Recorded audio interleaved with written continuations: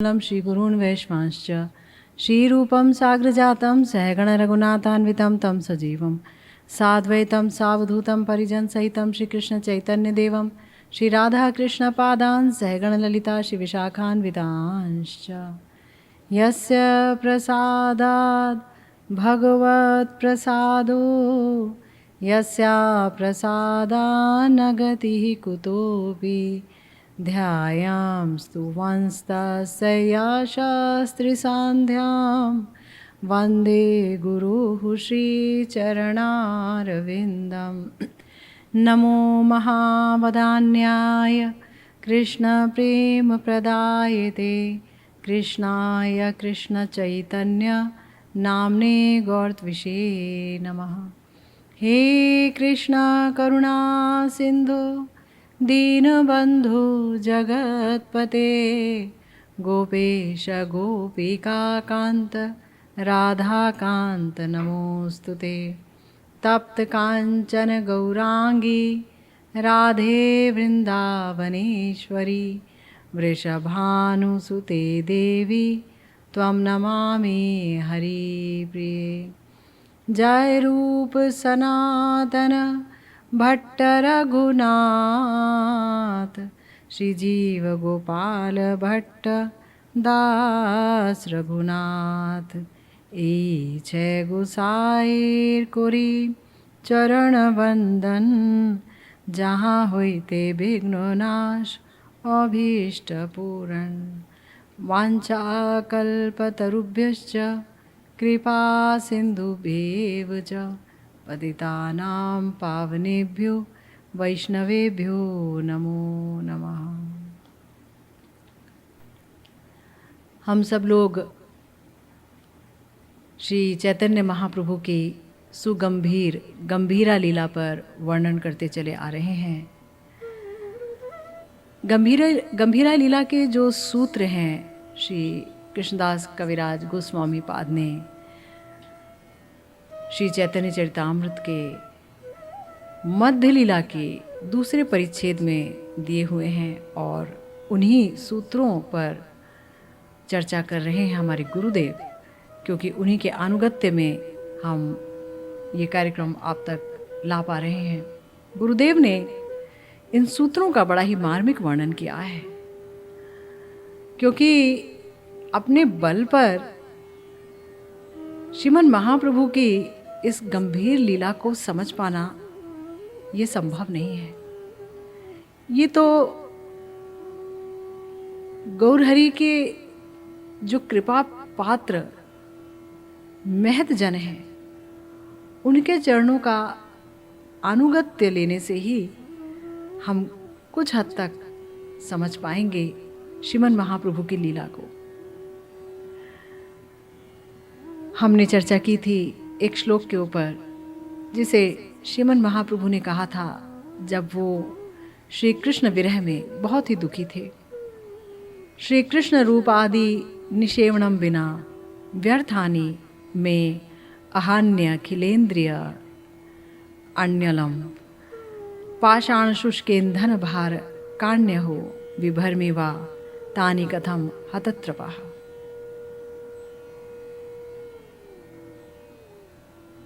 गौड़ीय वैष्णवाचार्य परम पूज्यपाद श्री श्रील कविराज गोस्वामी चरण अपने श्री श्री चैतन्य चरितामृत के मध्य लीला की द्वितीय परिच्छेद में संक्षिप्त भाव से श्रीमन महाप्रभु के इस लीला का वर्णन कर रहे हैं। ये आपने जाना, और हमारे गुरुदेव कह रहे हैं कि श्रीमन महाप्रभु बड़े ही विषाद अर्थात बहुत ही दुख और बहुत ही दीनता के साथ आक्षेप कर रहे हैं, कह रहे हैं कि श्री कृष्ण के शब्द, श्री कृष्ण का स्पर्श, श्री कृष्ण का रूप, श्री कृष्ण का रस और श्री कृष्ण की अंगगंध, इन 5 विषयों का अगर मुझे साक्षात आस्वादन नहीं मिलता है तो इस आस्वादन के बिना जितने भी दिन मेरे गुजर रहे हैं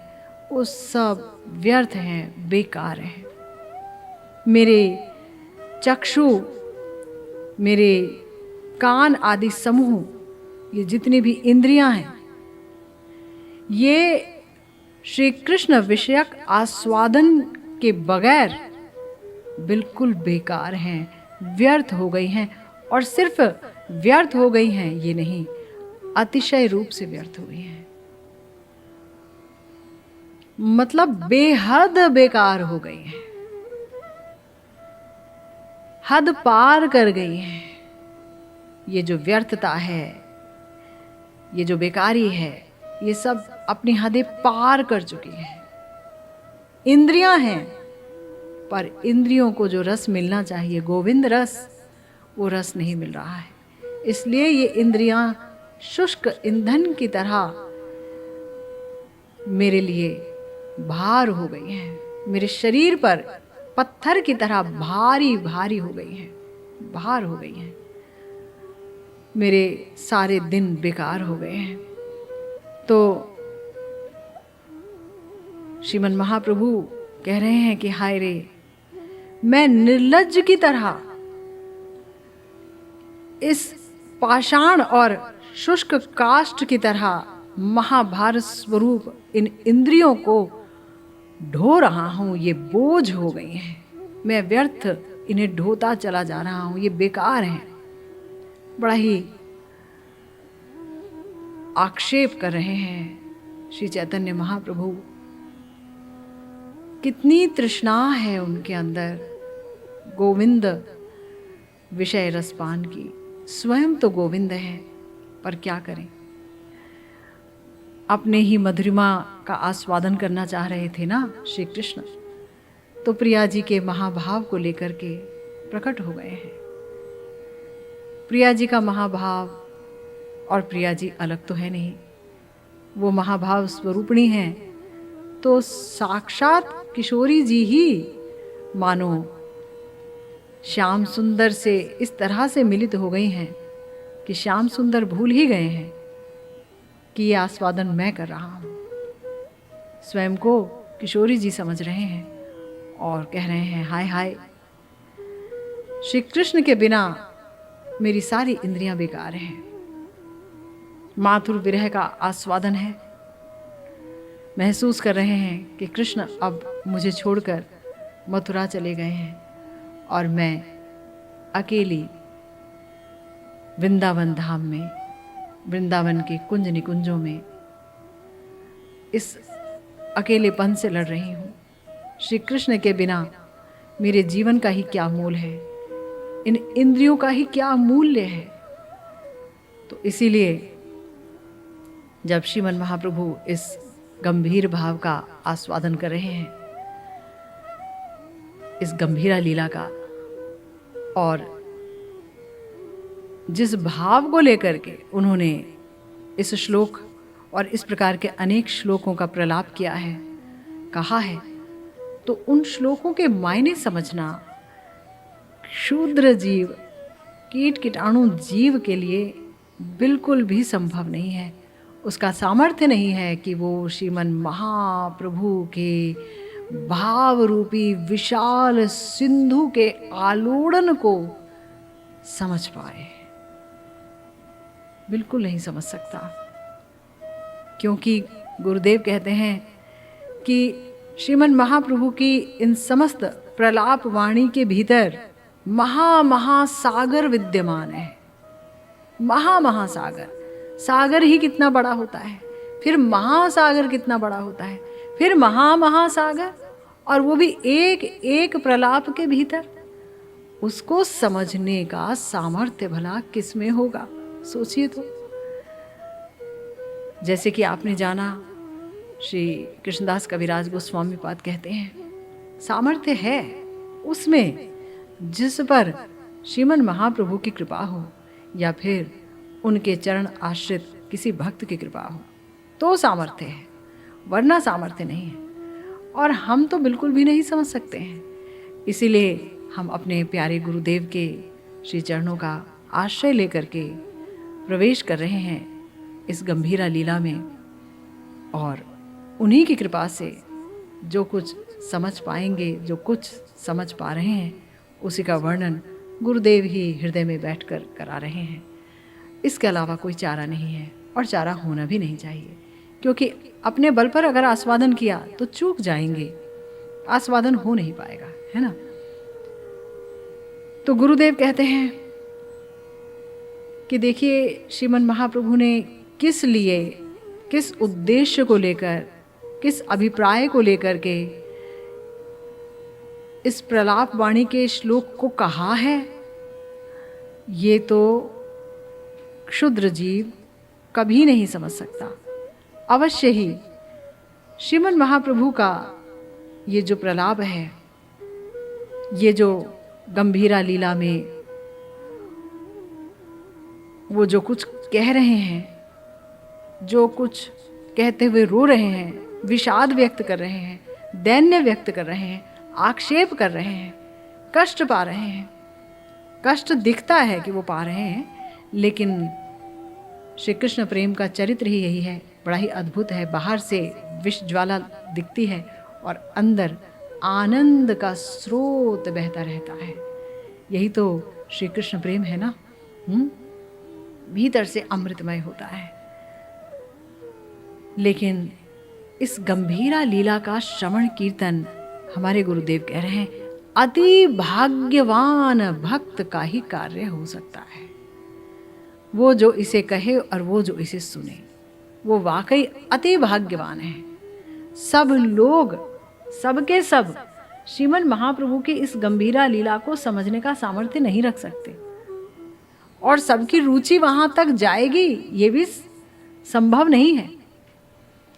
पर अगर सब लोग राधे राधे राधे राधे बोलते हैं और सब लोग कहते हैं कि हे राधे कृपा बनाए रखना, कितने गाने बने हुए हैं, लोग गाते हैं, लेकिन किसके अंदर ये भाव उपजता है कि हे श्री जी, हे किशोरी, मैं आपके भावों को समझ सकूं और आपके भावों को समझकर आपके भावानुसार, सही परिपाटी के अनुसार आपकी सेवा करने का सामर्थ्य जुटा सकूं।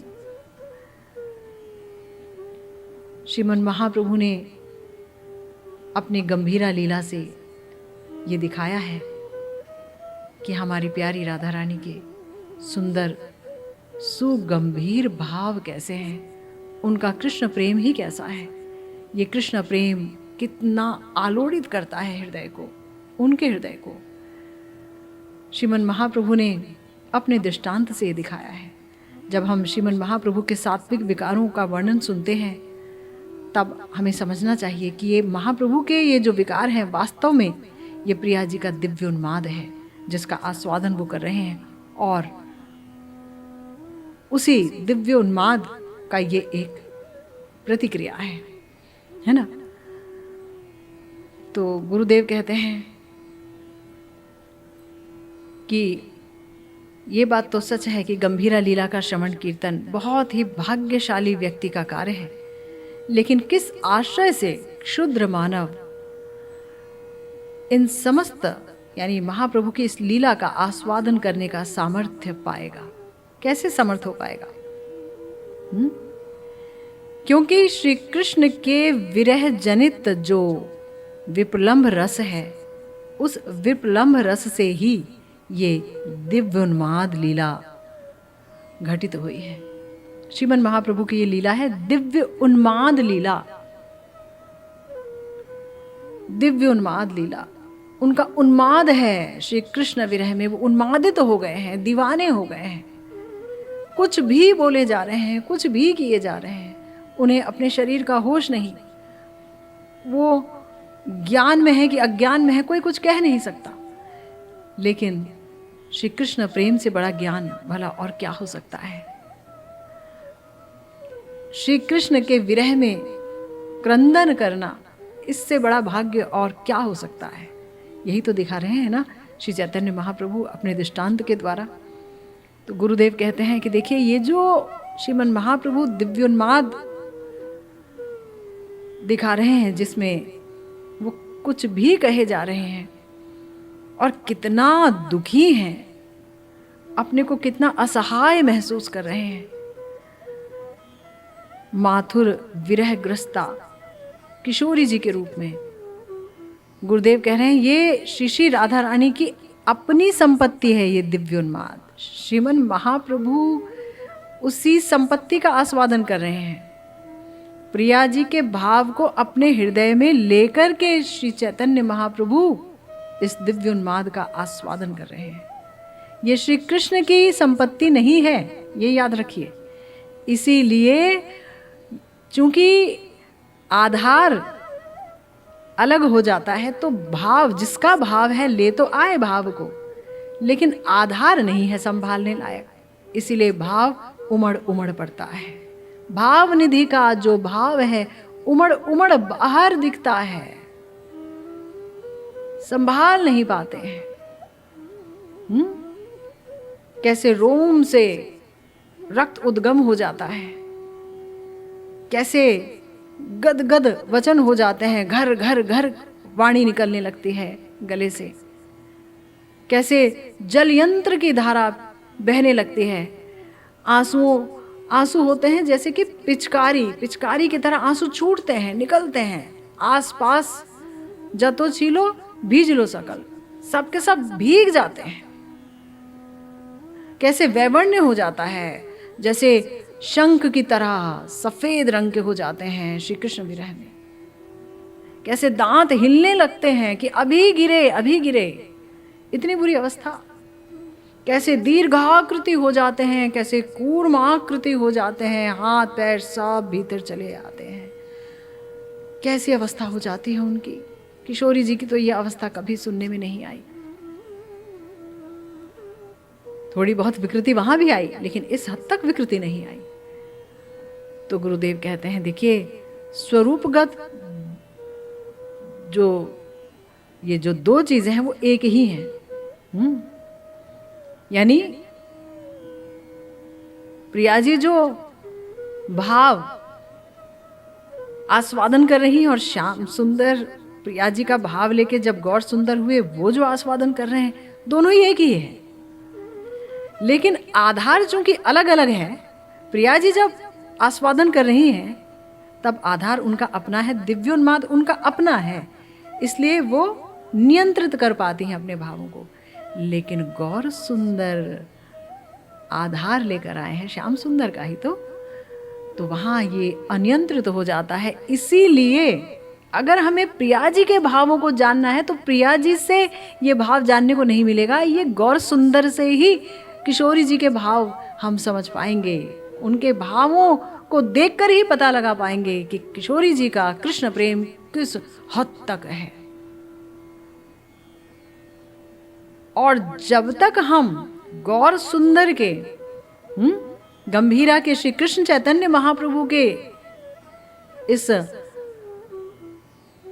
सुगंभीर भाव को समझने की चेष्टा नहीं करेंगे गुरुदेव के अनुगत्य में, तब तक किशोरी जी कहाँ समझ आएंगी। और तब फिर कैसा राधा दास्यम, कैसा अनर्पित चरी अवदान, उसका आस्वादन, क्योंकि देने वाले तो गौर किशोरी ही हैं, गौरांग महाप्रभु ही देते हैं अनर्पित चरी अवदान, है ना। तो इसीलिए हमारे गुरुदेव कह रहे हैं कि देखो, भावों की अभिव्यक्ति वहाँ भी है और यहाँ भी है, लेकिन श्रीमन महाप्रभु का जो आस्वादन है उसमें भावों की अतिशयता है ना। कारण तो हमने पहले भी बोला था कि प्रिया जी की ये अपनी संपत्ति है, इसलिए वहाँ पर जो आधार है वो बहुत गहन है, सुगंभीर है। इसीलिए ये जो सुगंभीर आधार में ये जो भाव है वो अंदर ही अंदर मचल कर रह गए, बाहर नहीं दिखे इस हद तक। लेकिन यहाँ पर आधार ऐसा गंभीर नहीं है, श्री कृष्ण का आधार है ना श्रीमन महाप्रभु में, इसीलिए इतना अधिक आलोड़न है भावों का। ऐसा लगता है कि श्री चैतन्य महाप्रभु का जो शरीर है मानो एक बगीचा हो गया है और वहाँ समस्त भाव हाथी की तरह दल रहे हैं, उस बगीचे को आलोड़ित कर रहे हैं। ऐसी अवस्था हो जाती है श्रीमन महाप्रभु की। और ऐसी अवस्था नहीं होगी तो कैसे जान पाएंगे प्रिया जी के प्रेम की महिमा, और कैसे ही समझ पाएंगे कि ये प्रेम किस प्रकार से श्री कृष्ण के माधुर्य का आस्वादन करता है और आस्वादन करके भी कितना प्यासा रहता है, और फिर इस बढ़ी हुई प्यास को कैसे ये आस्वादन संतुष्ट करता है और फिर से असंतुष्ट कर देता है। कैसे जान पाएंगे? ये तृष्णा और फिर इस अतृष्णा, तृष्णा और तृष्णा को मिटाना और फिर से तृष्णा दुगनी होकर के उठ जाए और फिर से वो मिटाई जाए और फिर से वो तिगुनी चौगुनी हो जाए। इस बात को कैसे समझ पाएंगे? किशोरी जी के इस भाव को कैसे समझ पाएंगे? उनके प्रेम को कैसे समझ पाएंगे? तो इसीलिए श्रोता और वक्ता उन दोनों को अगर जानना है इस आस्वादन के बारे में, तो उनके लिए एकमात्र उपाय है श्री कविराज गोस्वामी पाद की वाणी, श्री कृष्ण चैतन्य चरितामृत में जो उन्होंने कहा। तो उन्होंने इस गंभीरा लीला का वर्णन किया है और उनके अंदर एक अलौकिक असाधारण योग्यता थी ही, और उस योग्यता के अनुसार उनके अंदर एक विशिष्ट व्यक्तित्व भी विद्यमान था, है ना। तो पहली बात तो ये कि शिला कविराज गोस्वामी पाद थे एक असाधारण अद्वितीय विद्वान। उनके जैसा दूसरा भला कहाँ हो सकता है? असाधारण शास्त्रज्ञ, फिर महाकवि, और सबसे बड़ी बात श्रीमन महाप्रभु और श्री श्री निताई चांद की अपार करुणा से वो अभिस्नात थे, अपार करुणा के पात्र थे श्री कृष्णदास कविराज गोस्वामी। और दूसरी बात, उनके अंदर व्यास शक्ति का अधिष्ठान था। हमारे गुरुदेव देखिए कितनी गहरी बात कह रहे हैं कि श्री कृष्णदास कविराज जी के अंदर व्यास शक्ति का अधिष्ठान था, क्योंकि व्यासदेव जी के अलावा श्री कृष्ण लीला का कोई भी वर्णन नहीं कर सकता है। वही वर्णन कर सकते हैं, वही प्रभावित कर सकते हैं। तो हम बेशक ये देखते हैं कि श्री गौरांग लीला के व्यास तो श्री वृंदावन दास जी को कहा जाता है, जिन्होंने श्री चैतन्य भागवत की रचना की, है ना। किंतु वे गंभीरा लीला का वर्णन नहीं कर पाए। सुविस्तार से उन्होंने नवद्वीप लीला का वर्णन किया, ये तो बात ठीक है, लेकिन जब वो अंत लीला की तरफ गए तब वो अपने परम अभीष्ट श्री श्री निताई चांद की लीला के वर्णन में इतने आविष्ट हो गए, इतने आविष्ट हो गए कि उनके द्वारा इस सुगंभीर लीला में पहुंचना संभव नहीं हो पाया। आवृत रह गई, ढकी रह गई श्रीमन महाप्रभु की इतनी महत्वपूर्ण लीला। और इस चीज का दुख निताई चांद को था। नित्यानंद प्रभु ने ही तो प्रेरित किया है श्री कृष्णदास कविराज गोस्वामी पाद को कि तुम श्रीमन महाप्रभु की सुगंभीर गंभीरा लीला को प्रकाशित करो, जन जन को जनाओ, रसिक भक्त जाने, तभी तो समझेंगे ना प्रिया प्रियतम के परम निर्मल प्रेम को। तभी तो समझेंगे ना कि प्रिया जी का प्रेम दर्पण है, और इस दर्पण के आगे श्याम सुंदर की माधुरी कैसे नव नवायमान होती है। ये सत दर्पण है, सत का दर्पण है। तो हमारे गुरुदेव कह रहे हैं कि चूंकि श्री वृंदावन दास जी द्वारा अंत लीला का वर्णन नहीं हो पाया, तो ये जो व्यास शक्ति का अधिष्ठान आया श्री कविराज गोस्वामी जी के ऊपर, और उनके उस योग्य आधार को देखकर उस समय जितने वैष्णव वृंद थे, उन्होंने उन पर भार अर्पण किया कि इस लीला का वर्णन आपको ही करना होगा। श्रीला कविराज गोस्वामी पाद ने लिखा है, श्री चैतन्य चरितामृत में उन्होंने स्वीकार किया है, वैष्णवेर आज्ञा पाइया चिंतित अंतरे, मदन गोपाले गैलाम आज्ञा मांगी बारे। मदन गोपाल जी उनके कुल देवता हैं और उनके पास आदेश लेने के लिए गए हैं श्री कृष्णदास कविराज जी। दर्शन करी कैलू चरण वंदन, गोसाईदास पुजारी करें चरण सेवन। प्रभुर चरणे यदि आज्ञा मांगिलो, प्रभु कंठ होइते माला खुशिया पड़िलो। दर्शन किया मैंने मदन गोपाल जी का और चरण वंदन किया।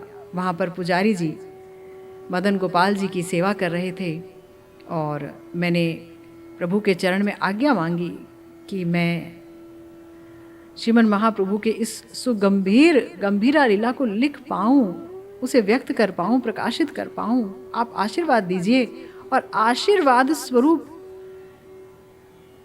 मदन गोपाल जी के कंठ से उनकी माला गिर पड़ी और मदन गोपाल जी की आज्ञा हो गई साक्षात। इससे बड़ी योग्यता और इससे बड़ा असाधारण अलौकिक कृतित्व और भला क्या हो सकता है? अलौकिक घटना क्या हो सकती है? साक्षात आज्ञा दे दी तो। और भी बात है, जिस स्थान से उन्होंने इस लीला को पाया है वो है श्रीपाद रघुनाथ दास गोस्वामी चरण। यहीं राधा कुंड में ही श्री रघुनाथ दास गोस्वामी जी के पास बैठकर हमारे प्यारे श्री कृष्णदास कविराज गोस्वामी जी ने ये श्री चैतन्य चरितामृत इनकी रचना की। क्यों? क्योंकि 16 वर्ष तक जिन्होंने श्रीमन महाप्रभु की सेवा की, उनके पास रहे, उनकी लीला को स्वयं देखा, वे ही हैं कविराज गोस्वामी जी के शिक्षा गुरु। उन्होंने ही उस लीला का वर्णन किया है हमारे प्यारे कविराज गोस्वामी जी के निकट। और इस परंपरा को स्वयं श्री कृष्णदास कविराज जी ने अपने श्री चैतन्य चरितामृत में लिखा है। चैतन्य लीला रत्नसार स्वरूपेर भांडार, तेहो थुइला रघुनाथेर कंठे, ताहा किछु जे सुनिलो, ताहा इहा विवरिलो, भक्त गणे दिलो ए भेटे। साफ साफ लिख दी है परंपरा कि महाप्रभु की लीला रूपी रत्नसार को और कोई नहीं जान सकता था। वो तो स्वरूप दामोदर जी के भंडार की वस्तु है। ये रत्न स्वरूप दामोदर जी के भंडार में थी, है ना। ये रत्न वहाँ था क्योंकि स्वरूप जी ने तो रामानंद राय जी के साथ मिलकर इस लीला को देखा है, महाप्रभु को सांत्वना दी है, महाप्रभु के भाव अनुसार गान गाए हैं, महाप्रभु को साक्षात राधा भाव में देखा है।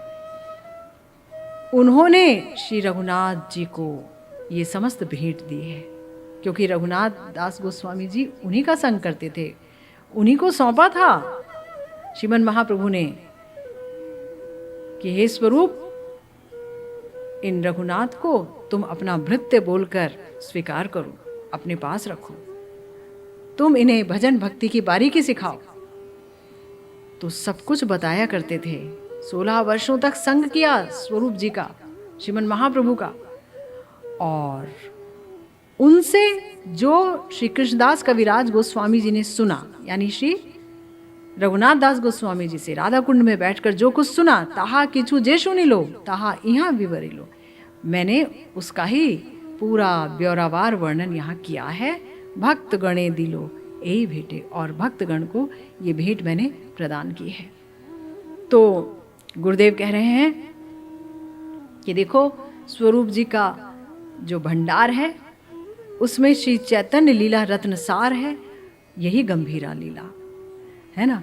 कारण साक्षात स्वरूप दामोदर के निकट से ही क्षण क्षण में, मुहूर्त मुहूर्त में, है ना, श्रीमन महाप्रभु की इस लीला को महसूस किया है श्री स्वरूप दामोदर ने। हर क्षण, हर मुहूर्त, और स्वरूप दामोदर जी से प्रत्येक क्षण की लीला को जाना है श्री रघुनाथ दास गोस्वामी जी ने। अगर स्वयं लीला देखते, जाने वो समझते ना समझते, लेकिन परम सुरसिक भक्त स्वरूप दामोदर जी जो श्रीमन महाप्रभु के हृदय को पूरी तरह से समझते और उसी के अनुसार गान करते और वही समझा पाए हैं कि श्रीमन महाप्रभु का हृदय क्या है, क्या है। तो 16 वर्षों तक संग किया है ऐसे सुरसिक भक्त का हमारे प्यारे रघुनाथ दास गोस्वामी जी ने, स्वरूप दामोदर जी का संग किया है। और गौर हरि को वो गौर किशोरी के रूप में जान पाए हैं, और उनसे इतना प्रेम, इतना प्रेम, उस प्रेम के फलस्वरूप ही राधा दास्यम के बहुत बड़े आचार्य बन गए हमारे श्री रघुनाथ दास गोस्वामी जी।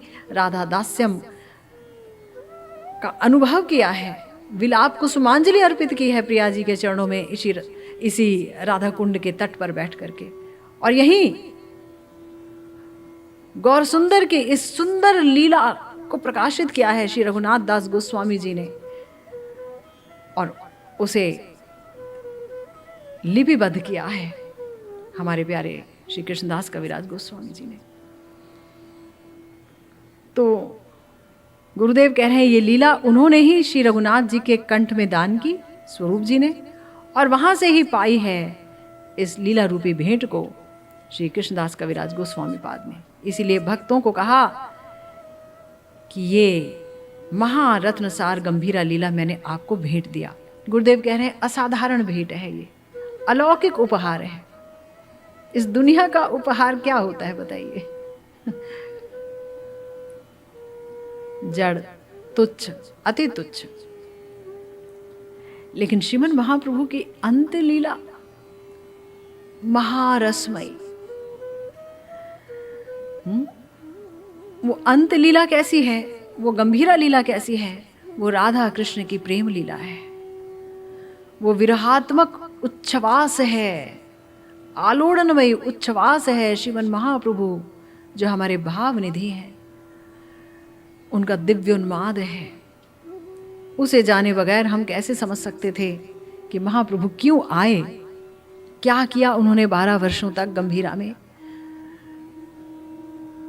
कैसे जान सकते थे? असाधारण भेंट है। विश्व के समस्त मानव समाज को धन्य अति धन्य किया, कृत कृतार्थ किया है कविराज गोस्वामी जी ने इस भेंट के द्वारा। गुरुदेव कहते हैं प्रेमिक भक्त से शुरू करें और रसिक भावुक भक्त तक जाएं, सबके ही प्राण हैं। साधक जगत में श्रवण कीर्तन का एक उच्चतम अंश है ये श्रीमन महाप्रभु की गंभीरा लीला, और इससे ज्यादा भला कोई भेंट हो सकती है? नहीं हो सकती। भाव को ही नहीं जाना तो भावग्राह्य जनार्दन और महाभाववती महाभाव स्वरूपिणी प्रिया जी, इनकी सेवा कैसे पाएंगे? असंभव है ना। तो हम कितने कितने आभारी हैं अपने आचार्यों के। ये क्या नहीं करते हैं हम समस्त जीवों के लिए। उनको ये सब किए हुए कितना अरसा बीत गया, कब प्रकाशित हुई ये सुंदर लीला, और आज भी हम इसका आस्वादन कर रहे हैं, और आने वाले कितने वर्षों तक, कितने दशकों तक, सैकड़ों सैकड़ों साल तक इसका आस्वादन जारी रहेगा। सब ये आस्वादन करके राधा दास्यम पाएंगे, राधा रानी की कृपा पाएंगे, श्रीमन महाप्रभु की कृपा पाएंगे। इसीलिए गुरुदेव कह रहे हैं कि यहाँ इस श्लोक में जिस पर हमने चर्चा की, महाप्रभु कह रहे हैं कि हाय रे, श्री कृष्ण रूप आदि की निषेवण बिना, उसकी सेवा किए बिना, उसका आस्वादन किए बिना मेरी इंद्रियां बेकार हो गई। ये जो इंद्रियों की व्यर्थता की अनुभूति है, इसके प्रमाण के मूल में श्रील कविराज गोस्वामी पाद जब श्रीमन महाप्रभु की कृपा से गंभीरा लीला आरंभ कर रहे हैं, तो उनकी आयु तो बढ़ गई है श्रीमन महाप्रभु की कृपा से, क्योंकि बहुत ज्यादा जरायुक्त थे, वृद्ध थे, लेकिन महाप्रभु ने मानो परमायु बढ़ा दी। तो इसीलिए उन्होंने इस संक्षिप्त सूत्र का भी एक विस्तृत वर्णन दे दिया। उनको लग रहा था कि शायद मैं जीवित नहीं रहूँगा, कहीं लोगों की अपेक्षाएं पूरी ना कर पाऊँ, भक्तजनों की अपेक्षाएं, उनकी आशाएं पूर्ण ना कर पाऊँ। इसीलिए आदि लीला कह के मध्य लीला के दूसरे परिच्छेद में ही, दूसरे अध्याय में ही उन्होंने जल्दी जल्दी अंत लीला की बात बोल दी और ये भी कह दिया कि अगर समय मिला तो मैं बहुत अच्छे से आस्वादन कराऊंगा। और उन्होंने कराया, समय बहुत मिला महाप्रभु की कृपा से, है ना। तो जैसा कि पहले हम लोगों ने वर्णन किया था कि श्री राधा रानी के विरह भाव में श्रीमन महाप्रभु की ना तो कोई आहार है, ना कोई निद्रा है, ना खाते पीते हैं, ना सोते हैं, चिंता करते रहते हैं, जागरण करते रहते हैं। सारी रात विरह की ये दशा चलती रहती है, विरह को भोगते रहते हैं, सारी रात सिर्फ रोते रहते हैं। प्रिया जी के भाव में दिव्य उन्माद का आस्वादन करते हैं, रोते रहते हैं, हाहाकार करते रहते हैं, हाहाकार करते रहते हैं, विषाद युक्त रहते हैं। और उस तरफ क्या होता है, एक तरफ स्वरूप दामोदर जी उनको सांत्वना देते हैं, दूसरी तरफ से रामानंद राय जी सांत्वना देते हैं, दोनों पकड़ पकड़ करके सांत्वना देते हैं। चल रहा है, ये सिलसिला चल रहा है, लेकिन नींद तो आती नहीं। और अगर आ गई भाग्य से तो उसमें एक स्वप्न आ जाता है। स्वप्न कोई छोटा मोटा स्वप्न नहीं, कृष्ण का ही स्वप्न। स्वप्न क्या, मानो साक्षात दर्शन, साक्षात दर्शन होता है, स्वप्न विलास होता है, स्वप्न विलास। और स्वप्न में मानो समृद्धिमान मिलन रस का आस्वादन कर रहे हैं श्रीमन महाप्रभु प्रिया जी का भाव लेकर। याद रखिए, माथुर विरह का आस्वादन करते रहते हैं वो रात भर। रात भर सोचते हैं मेरे पिया मेरे पास नहीं आए, ये जो चंद्रमा की रोशनी है ये मुझे जला रही है, ये जो शीतल वायु बह रही है ये मुझे दग्ध कर रही है, ये जो चंदन है जैसे ही सखी तुम इसे लगाती हो मेरे शरीर पर मुझे सांत्वना देने के लिए, ये तो सूख जाता है, पपड़ी पपड़ी गिरने लगती है चंदन की, इतने तप्त हैं। लेकिन जब स्वप्न देखा नींद में तो लगा कि श्याम सुंदर आ गए और मैं उनसे मिल रही हूँ, मेरे पास आ गए। और इसी भाव में वो कहने लगे, प्रिया जी का वक्तव्य है, प्रिया जी ही ये कह रही हैं कि कहबो रे सखी आनंद ओर, चिर दिने माधव मंदिर मोर, पाप सुधाकर जतो दुख दिलो, पिया मुख दर्शने ततो सुख भैलो। कि हाय रे सखी, तुम्हें अपने आनंद की बात क्या कहूँ, आनंद की कोई सीमा नहीं है। आज कितने कितने दिनों बाद मेरे माधव मेरे कुंज में आए हैं, मेरे पास आए हैं। इस चंद्रमा ने रात भर मुझे कितना दुख दिया, कितनी ही रातें मैंने जाग कर बिताई, लेकिन आज पिया मुख रूपी चंद्रमा को देखकर मेरे सारे दुख दूर हो गए, सुख ही सुख मुझे मिल रहा है। निर्धन बोलिया पियार ना कैलूं जोतन, अब हम जान लो पिया बड़ो धन। मैंने सोचा कि मेरे पिया, उनका इतना मान नहीं किया मैंने जब वो मेरे पास थे। सोचा निर्धन है, क्या है, लेकिन अब मैं समझ गई मेरे पिया से बड़ा तो कोई धन ही नहीं हो सकता। अब हम जान लूं पिया बड़ो धन, आंचल भरिया यदि महानिधि पाऊं, तब हम दूर देशे पिया ना पठाऊं। अगर कोई मुझे महानिधि आंचल भर कर दे दे, बहुत धन दे दे, तो भी मैं अपने पिया को दूर देश नहीं भेज सकती। शीतेर ओढ़नी पिया गिरिसेर बाव, बरिसार छत्र पिया दरियार नाव। जानती हो सखी, मेरे पिया मेरे लिए क्या है। सर्दी में मेरे लिए वो कंबल हैं, उन्हीं को ओढ़ के सो जाऊं, और ग्रीष्म में, अब ग्रीष्म की गर्मी मुझको सताएगी नहीं, वही मेरे लिए हवा है। मेरे पिया ही मेरे लिए ग्रीष्म से बचाने की हवा है, और बरिसार छत्र पिया दरियार नाव। बरसात से कोई डर नहीं, मेरे पिया ही मेरी छाया है, और दरिया को पार करने की नैया भी मेरे पिया मेरे श्याम सुंदर हैं। भनिए विद्यापति सुनु बर नारी, सुजन के दुख दिवस दुई जारी। तो इस तरह से जिस प्रकार से दुख रस देकर के गड़ा है, उसी प्रकार से आनंद रस है ये।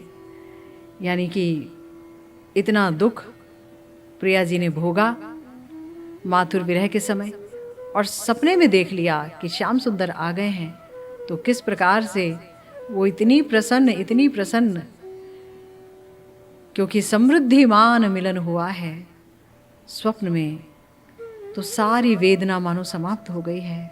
और उसी का वर्णन यहाँ पर हमारी किशोरी जी ने किया। तो इसी तरह से हमारे श्रीमन महाप्रभु ने भी प्रिया जी के भाव में एक स्वप्न देखा है, बड़ा ही सुंदर, और उस स्वप्न को देख करके उनका हृदय कैसे आलोड़ित हुआ है, जानेंगे हम श्रीमन महाप्रभु ने चाहा तो। इसी के साथ आज की भागवती कथा यहीं विश्राम लेते हैं। जय जय श्री राधे श्याम, श्री गुरु निताय गौर सीतानाथ प्रेमानंदे, हरि हरि बोल।